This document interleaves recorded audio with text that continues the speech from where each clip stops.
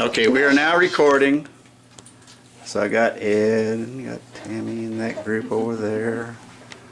And we got John and Natalie here. And we'll count her if we can. You too. All right. Oh, and me. Here we go. Today we'll be looking at how members of the military and church leadership often don't work together. But first we'll look at the qualifications of a church leader, specifically an elder in this case. So Becky, if you could read 1 Timothy 3, 1 through 7. Here is a trustworthy saying, whoever aspires to be an overseer desires a noble task. Now the overseer is to be above reproach, faithful to his wife, temperate, self-controlled, respectable, hospitable, able to teach, not given to drunkenness, not violent but gentle, not quarrelsome, not a lover of money. He must manage his own family well and see that his children obey him, and he must do so in a manner worthy of full respect. If anyone does not know how to manage his own family, how can he take care of God's church? He must not be a recent convert, or he may become conceited and fall under the same judgment as the devil. He must also have a good reputation with outsiders, so that he will not fall into disgrace and into the devil's trap. Okay. That is just one passage. Also Titus 1, 5 through 9. If Natalie, you could read that. For this reason I left you in Crete, that you might set in order what remains, and appoint elders in every city, as I directed you. Namely, if any man be above reproach, the husband of one wife, having children who believe, not accused of dissipation or rebellion. For the overseer must be above reproach as God's steward, not self-willed, not quick-tempered, not addicted to wine, not pugnacious, not fond of sordid gain, but hospitable, loving what is good, sensible, just, devout, self-controlled, holding fast the faithful word which is in accordance with the teaching, that he may be able both to exhort in sound doctrine and to refute those who contradict. We're going to look at a couple of these qualifications, and it's not limited to just military members. A lot of these are hard to come by even with everyday people. In the military, there's many stereotypes, as many of us know. And while some are true, there are also some that are not true. With the start of the Iraq War after September 11, 2001, we have seen many come into more light and increase in frequency.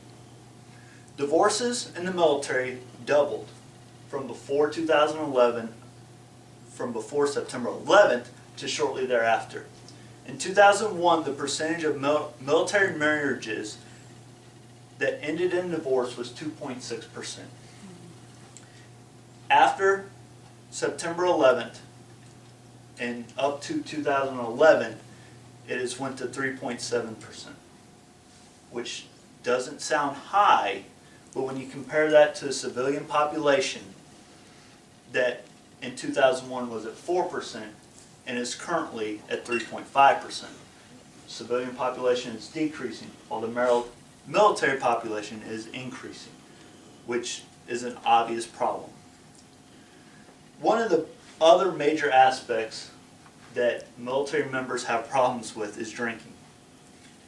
As you can imagine, when you have time to decompress, when you have time that you need to get away, drinking's a problem. It's a problem that has been self-identified in the military, and there's been so many resources poured into it. In 2008, it was reported that nearly half, 47%, of active duty military members self-reported binge drinking at one point. And binge drinking is 5 drinks in 2 hours or more. At least 20 of that 47% had done it at least every weekend for the past month. It's a problem that is not going away, especially once the wars calm down a little bit. There's also a lack of church attendance among service members. I'm not talking about people that attend church Christmas and Easter. I'm talking about going on a regular basis 2 times a month, 3 times a month. In my unit, there's 19 people that work full-time. We are there Monday through Friday. Of the 19, 2 of us attend church regularly. That we work 1 week in the month, but we go to church at least twice a month throughout our time. In the whole unit, there's 113. We have a chaplain, so that's pretty obvious that he would go. We have a chaplain's assistant. He goes. I go. There's about 5 or 6 others. It's not something that we have very much, that people go to church in the service. It's something that's looked against.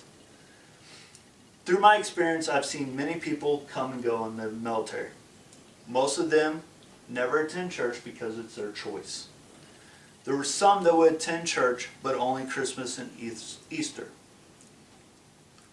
There are some that attend church that are active. There are very few who attend church and meet the qualifications that are in 1 Timothy 3, 1 through 7, and Titus 1, 5 through 9. It's not that you can't be a member of the military and be a member of church leadership, but it just doesn't happen very often.